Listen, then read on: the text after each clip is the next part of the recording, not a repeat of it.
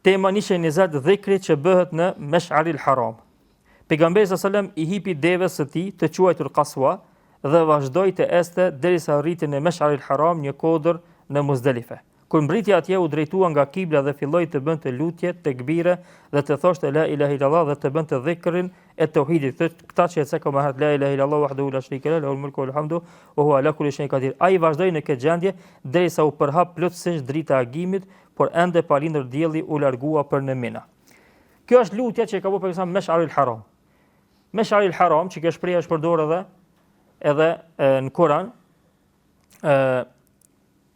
shash fe idha afattum ila Arafatin fadhkurullaha inda al-Mesh'aril Haram.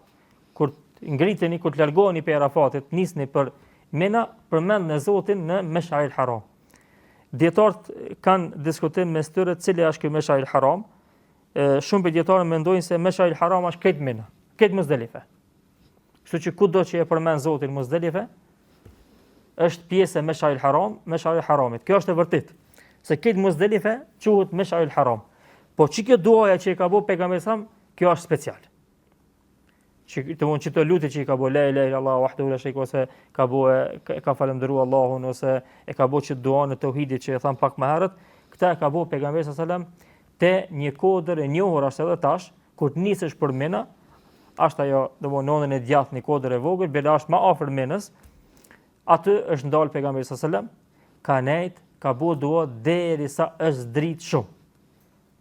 Derisa është dritë shumë, para se me lind dielli u nis për Mina. Normalisht tash me kallabllokën e njerëzve, me hallakama që bëhet në haxh, është edhe problem me i gjetë edhe këto vende, se ndoshta edhe nuk ishe, kalon aty parë edhe nuk ishe, por domthonë është prej suneteve që e ka përdorur pejgamberi sallallahu alajhi wasallam dhe aty ka bërë dhikr dhe e ka madhruar Allahun azza wa jalla.